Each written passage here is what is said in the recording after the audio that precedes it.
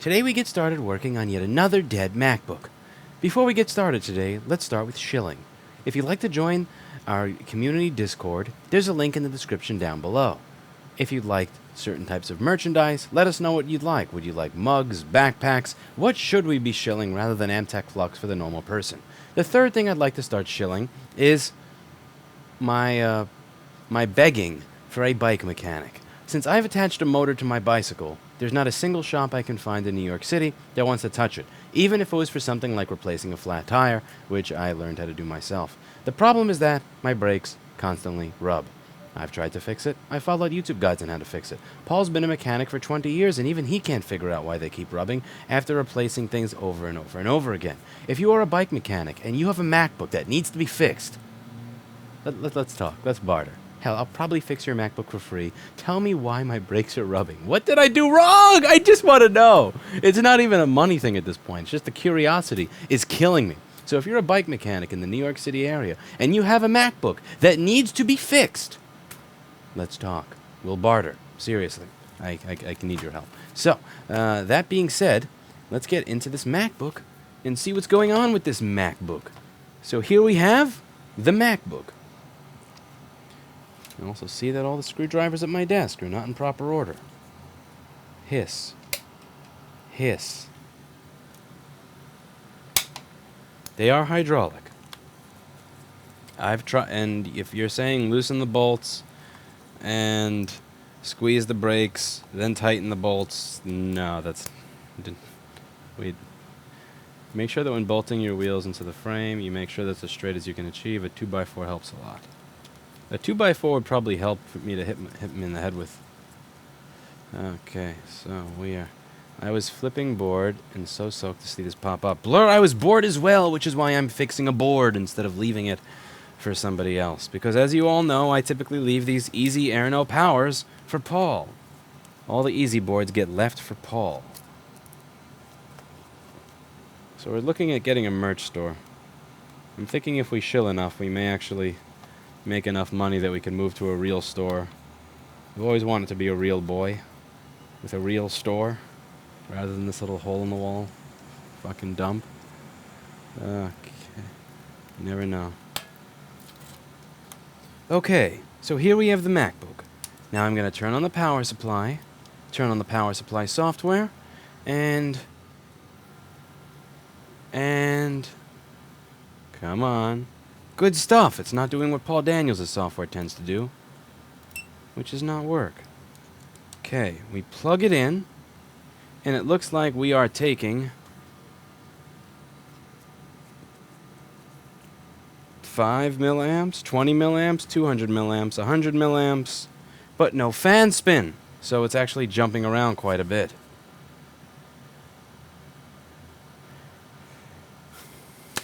So let's get into this machine and figure out what's going on with it. 100 to 200 milliamps and kind of traveling up and down with it. It's not something that we're used to seeing. So we're going to open this MacBook up in hope that the person that owns this is a bike mechanic, so that perhaps I can barter with them after fixing their MacBook and get them to fix my bike. Alright, it looks like I have two T6s at my desk and no T5. Who touched my desk? Bastards. Someone said bike mechanics can't afford MacBooks. Well, that may be true.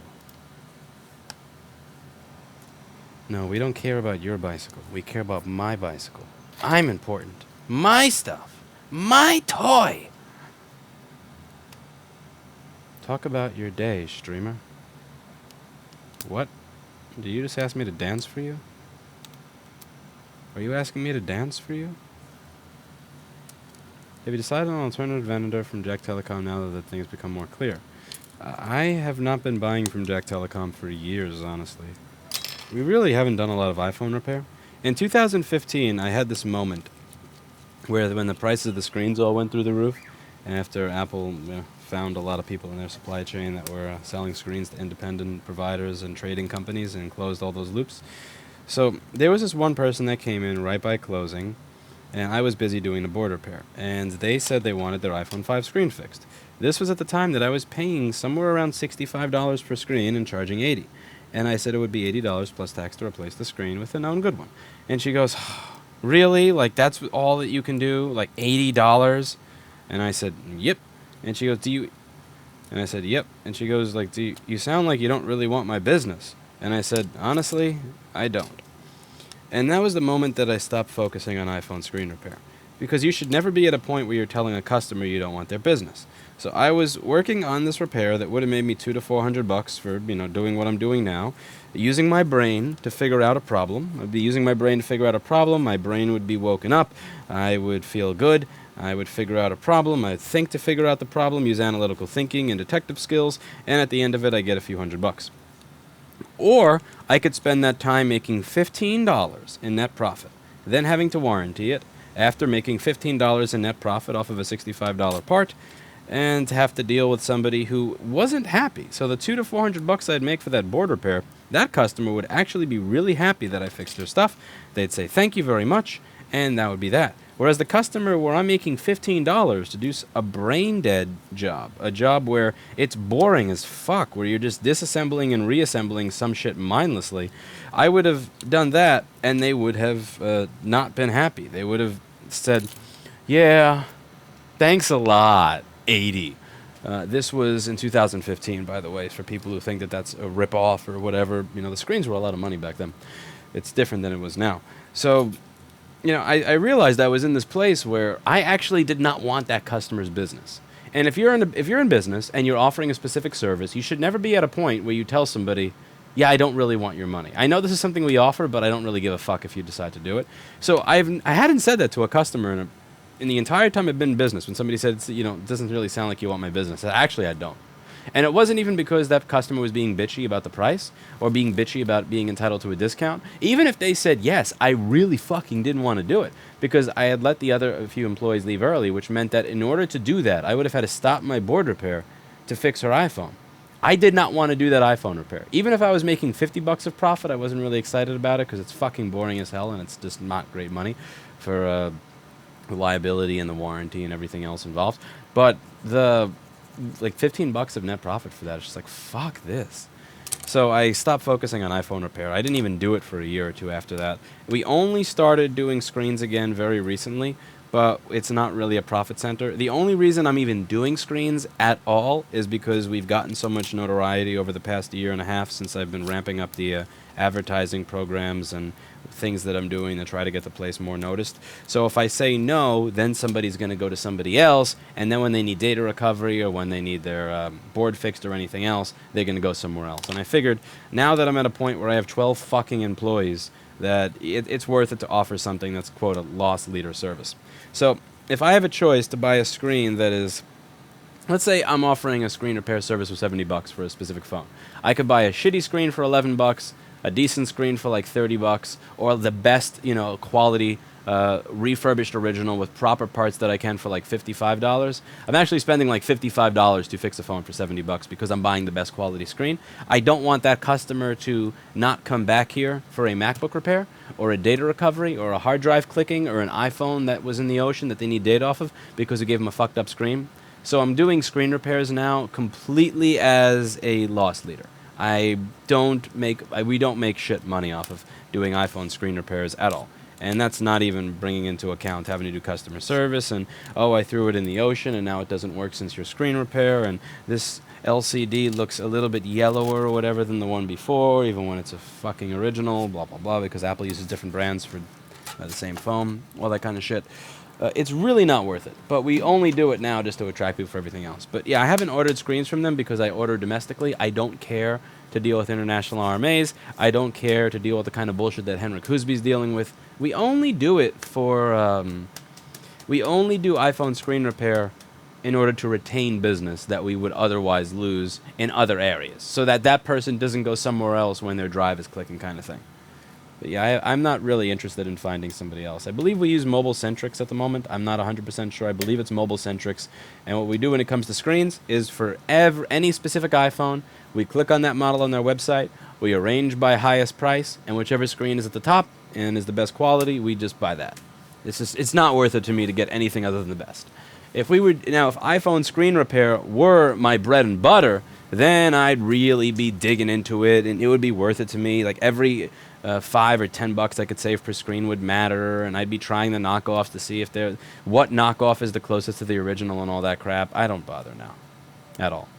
I just do base. I don't do any of that. I just I go to a reputable vendor. I buy whatever their best quality is, so that I have the least amount of returns and RMAs to deal with, and that's that. Okay, that was way too long-winded. What MacBook Air are you fixing, and what is the issue? This is an 820-00165, and it's not working.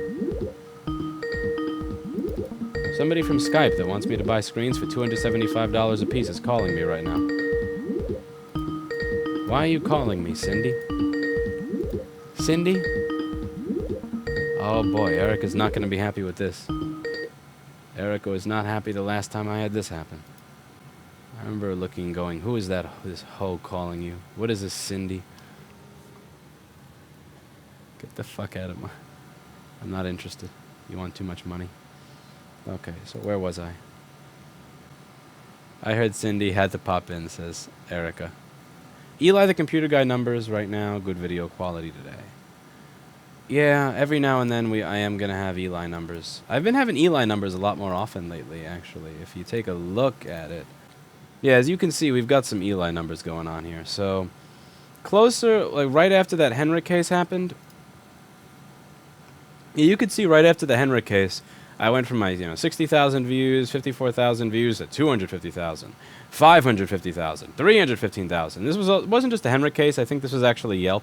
So Yelp and the Henrik thing at the same time. So then I was riding that for a while, and then once that ended, it went back down to normal. And here's the funny thing: I actually started, when you start producing videos, so this is when I'm not producing videos regularly, right?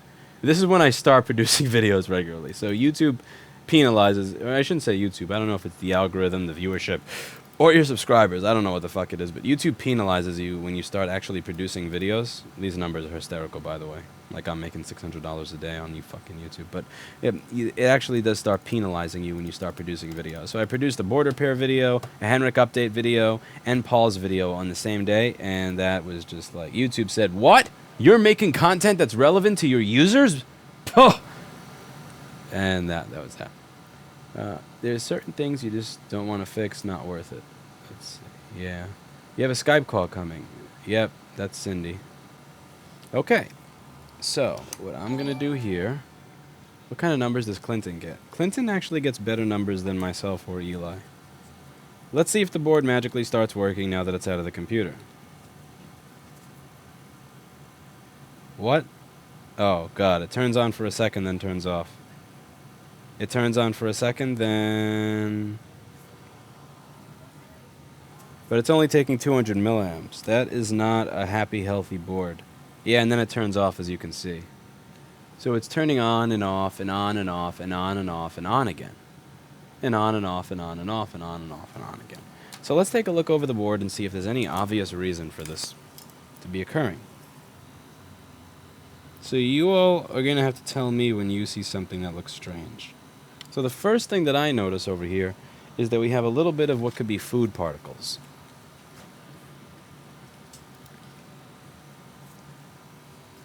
Let's see, how much do you earn on YouTube, somebody asks. That's a great question. Yep. I'm a regular fucking millionaire. All right, let's see.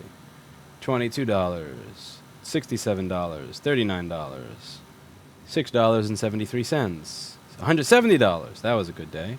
$41 that day, $19 that day, $73 that day, $200 that day, $31, $22, $69, $20, $8, $6, $12. Uh-oh, we're up on the train here. $32, $10, $31, $8. Keep your day job. Yeah. You have savvy viewers, most of them are using ad blockers. Yeah, that's a big part of it. And, you know, when people try to guess how much a YouTube content creator is making, what they don't realize is that they use ad block, which means that if they're using AdBlock, then probably all the people who are viewing that specific content creator are also using AdBlock, which is fine. Like, I don't give a shit, you know. I use AdBlock too. I hate dealing with ads. But I put in the effort that the money, you know, dictates that I do. Like, I'm not getting some fancy new fucking studio to do my videos in from $12 a day. Okay, so. But I like what I do. I like showing people stuff. This is all good fun. It's all good fun to find the missing PM Sleep S4L and the quarter fan spin with you all watching. And honestly, that's not really the reason. It's not actually fun. I only do this so that you all can solve the boards for me. That's the real reason that I'm actually doing this. The real reason I'm streaming is so that you can fix the boards for me in the chat.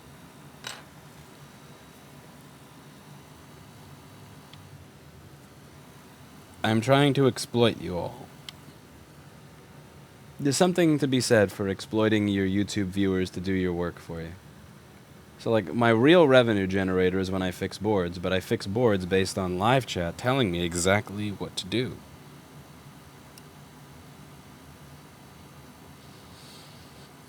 So this is where this microscope comes in handy. See this over here? There's really no reason, logical reason, that this would be causing quarter fan spin. There's no genuine logical reason for that.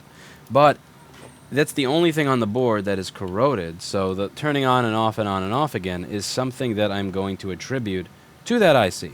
So let's take a look and see what that IC does. We're going to open up an 820-00165. Ladies and gentlemen, and we are going to take a look over here. So what this is this is a logic gate. It's actually two logic gates inside of one chip. So you have the first one. If all sys power good and CPU VR power good are high, then PMSOP good will come out. If PMSOP good, which comes out of the first logic gate, and SMC delayed power good, which comes out of the SMC, are present, then you get sys power okay, which is also going to be a part of PM, PCH, sys power okay. So this logic gate is going to be responsible for making PM, PCH power okay, and, well, no, okay, SMC delayed power good is actually going to do that. Or is it? Let's see. Okay, yeah, PM SOP good turns into PM, PCH power okay, and sys power okay turns into PM, PCH sys power okay. I got a little confused because R1960, which was no stuff, was there and it was connected to B, or now that pin. So let's see what that stuff is for. And we're going to take a look at PM, PCH sys power okay. Now, this is another screen in the schematic that is important. Let's see if any of you notice a pattern here. So, some of those signals, like PM PCH power OK and PM PCH sys power OK, the signals that are coming out of this logic gate, are visible on the left side. Now let's see if there's something that you guys notice here. So it says System Power Management. This is on the PCH U0500, which in this machine is built into the CPU. So this is in the Platform Controller Hub. Also would be called a North Bridge or a South Bridge on the older machines, or an MCP if we're discussing a MacBook. And we have a bunch of signals all over the page. What do you notice? What is the pattern that you see going on this page? Let's see if you can tell me. Let's see if you're all able to tell me what it is that you notice.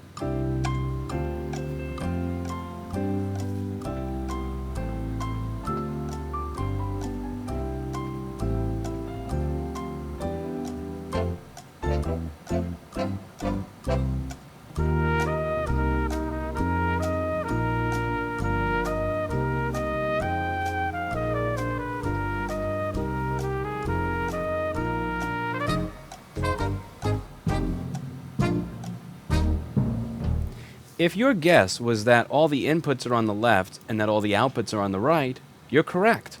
If your other guess was that the outputs on the left the inputs on the left are going to be necessary in order to get the outputs on the right, then you're also correct. I don't know what the exact order is because there's a 900-page Intel Series 9 PCH document out there somewhere that tells you how all this works in cryptic language that I have not read yet, for the same reason that I never did my book reports in junior high, my summer reading. But long story short, you got the ins on the left, you get the outs on the right. Robert Jorgensen says, treat yourself to another burrito for putting out great, helpful content. Oh, man, my waistline is not going to appreciate that. My waistline is not going to appreciate that.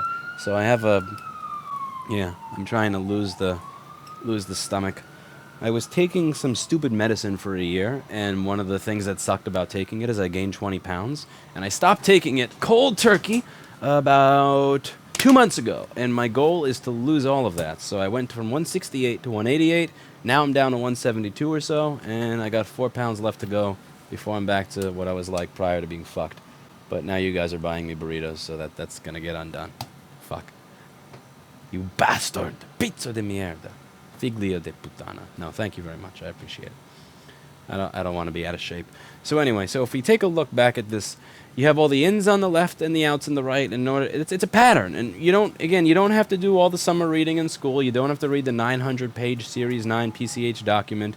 This is not a public school children's prison or something like that. You just have to be able to recognize patterns. And whereas teachers like Mrs. Friedland said that my attempt to go through life by using shortcuts would get me nowhere, and to the point where it actually made my mother cry during a parent-teacher conference, I actually now make several times her salary by doing just that, pattern recognition. And if you get good at pattern recognition, then you too will be able to make multiple times Mrs. Friedland's salary from PS23 if you are able to go through the schematic and just understand patterns. Again, if you're working on consumer electronics, if you're working on stuff where people need their stuff back in 1 or 2 days, you don't have time to read a 900-page document. But what you do have time to do is pattern recognition. System power management. We have ins and we have outs. These are the signals that are required to turn on power rails, and these are signals like power button, SMC adapter enabled, battery low. So, if the battery is low, then don't turn on power rails. If they hit the power button, then turn on the power rails. If they hit reset, or if the adapter is not attached, then do turn on or don't turn on the power signals. This is all basic stuff, and you don't have to read the entire 900-page document to get what's going on here. So I'm going to guess that some of these signals are intermittently showing up, like PMPCH power OK, and PMPCH is power OK because the chip that is responsible for it looks like this. By the way, if you want a microscope that focuses as well as this one with the proper setup, we're going to be selling them soon on store.rossmangroup.com.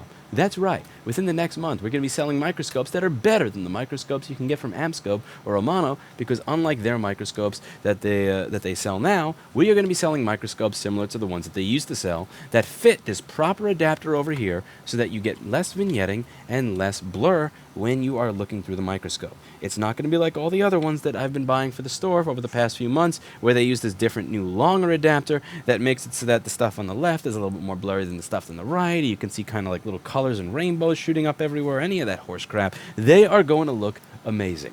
And we're going to price them at the point where they're either the same price or less in price than what Amazon is selling them for. And I don't even have $38 to $70 billion like Jeff Bezos. Maybe I can afford to offer better prices because I ain't fucking Lauren Sanchez and having to settle by giving 50% of my money away to my ex-wife. You never know. Fidelity. It pays. But, that being said, let's see if we have the chip that is responsible for this, and let's see if we can find another one of the chip that is responsible for this signal set. So it looks like that was U1950 that we were looking for over there. And U1950, so if I'm looking for a U1950, I'm not really sure where I'd go to try and find a U1950. Oh wait, store.rossmangroup.com, where it's available today. And not only does store.rossmangroup.com have that chip for $3.50 free shipping in the continental United States for all orders over $30, same day shipping from New York City, but it even tells you what the chip is for, what it's important for, and what boards it gets compatible with. It says that it's compatible with the A203437, A203435, A20000165, A20000164, A203476, A203536 as well. So if you were to search by the model of this specific board, like so, A20000165, you will see a list of chips that is compatible with it, like so. And oh my god, it just shows up just like that. Wow, I'm coming. I can't believe it's that convenient. It's that good. It's that amazing. It just brings up all the information immediately. I just came my pants, folks. But while I'm cleaning myself up, I'm just going to make sure that I grab myself another chip from the store.rossmangroup.com store. Be right back.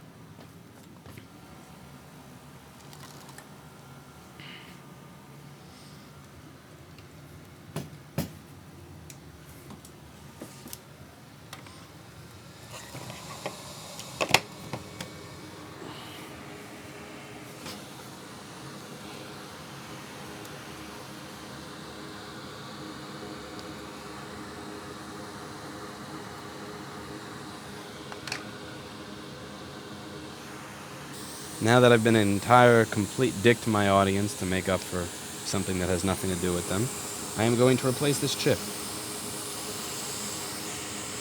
with a better one. A superior chip that we got from store.rossmangroup.com.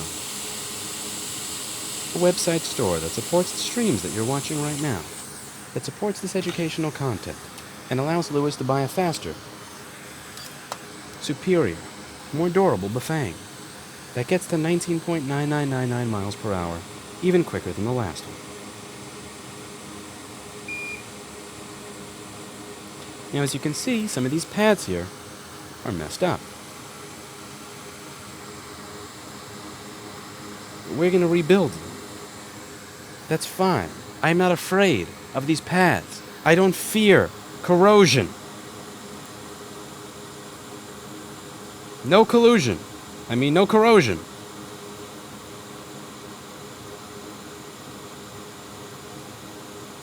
There'll be no corrosion on my board. Now you may see that as I scrub, that particular pad over here does not want to be refurbished. Does not want to come back.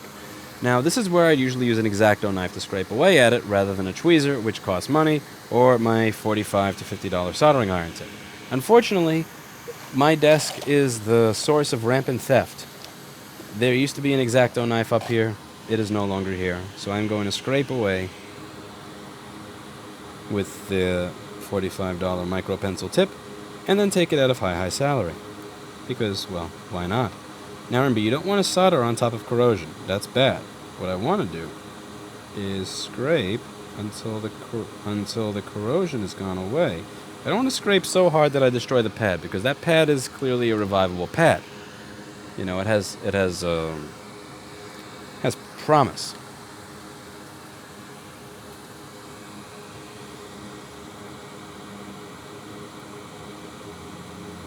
But at the same time, I don't want to be so gentle to it that I don't get rid of the corrosion.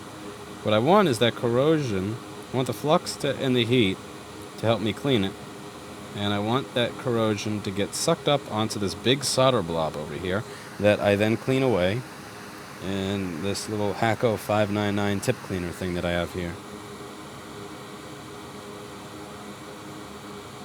You know that JBC actually has some $200 or $300 tip cleaner? I demoed it for a short period before handing it back to them. The fact that they allow you to demo stuff just shows you that the profit margin on their stuff has to be ridiculous. Any company that's going to allow you to demo stuff in your own lab, you know they're making good money off of you. But yeah, they have a $200 thing that you stick your tip into. Very similar to the $200 thing that I showed you on the live channel from my vacation, where Erica was showing me some $200 thing that you can put your balls into. JBC has a $200 thing you can put your tip into. It's fascinating, utterly fascinating. Okay. So as you can see, the pads are pretty much revived. I would be happy to place a new chip here.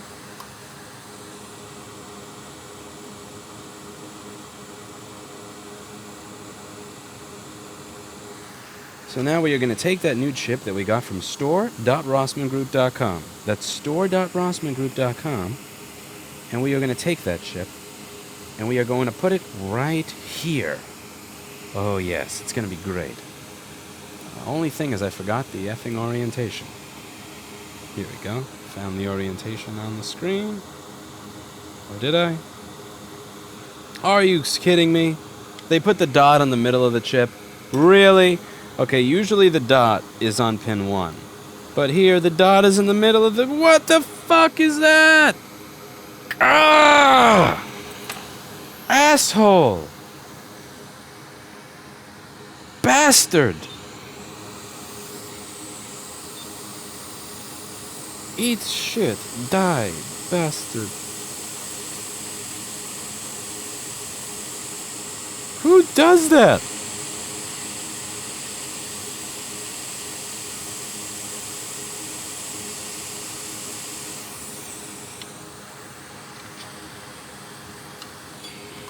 This is not Apple's fault. That's not Apple's fault.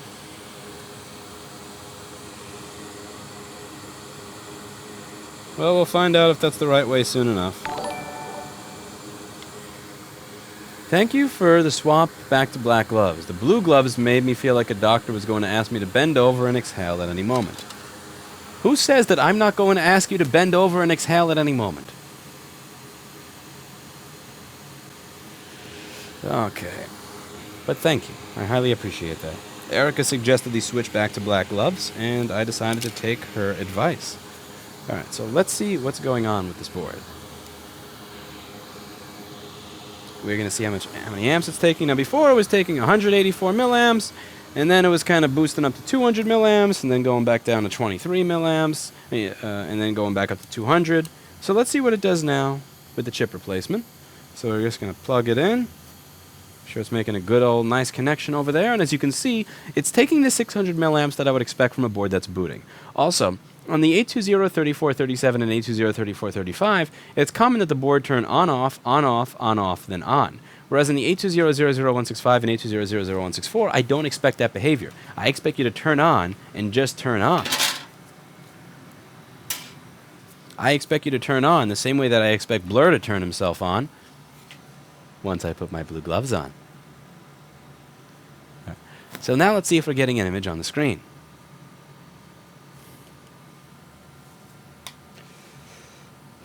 Okay, so we're going to see if this thing actually has a brain now. Do you boot? Ugh, dirty screen. MacBooks are not touch screens. Do not use them as touch screens. This is not a Lenovo Yoga. Okay, let's see what we get. Notice that the amperage usage draw is a little bit higher now, which gives me hope that the screen is being activated. See that? Uh-oh. Uh-oh. Are you flashing at me? No, you're not. Look at that. Apple logo. That Apple logo means we're booting. And how nasty that screen looks means we're going to be taking a microfiber cloth and my screen cleaner. I actually got myself one of those large gallon jugs of screen cleaning fluid, and we've put it into a bunch of these spray bottles at the store. So what we do is we clean, we don't use different cleaners for the screen versus the machine. We just use the screen cleaner on everything. This way we don't have to worry about delaminating the LCD. So I bought some of that, super sensitive screen cleaner fluid, and we use it with a microfiber cleaning cloth, and it's actually part of everybody's job now. Whoever's reassembling the machine, and if it's being shipped, the shipping person has to clean every single machine before it leaves the store. The reason is that 99.999% of the computers that we get that are nasty were nasty from the customer. Every now and then there may be like a little stain or something added here, just to make sure that everything that leaves the store is not nasty because of us or whatever reason. They all get cleaned. So that's going to get cleaned later on. It looks like this one's booting. So this machine is booting. It is functioning. It does have a brain. And replacing U1950 appears to have done the job. Again, you don't have to read the 900-page Series 9 PCH document. If you'd like to, you can. But this idea that you absolutely have to know every single piece of data like a fucking encyclopedia before you can start improving things or before you can start contributing to things. I'm not saying it's good to be uninformed. I'm saying that you don't have to read everything like an encyclopedia the way that they teach you in elementary school, the way my teacher was teaching me in elementary school, before you can actually do something useful for the world. That's it for today, and as always, I hope you learned something. And with that, I'll see you in the next video. And remember, if you're a bike mechanic and you can figure out why my hydraulic brakes keep rubbing and doing annoying stuff, if you have a MacBook like this with this problem, you're not paying retail. You're paying nothing. Contact me. Hit me up. I need you. So with that, I'll see you in the next video.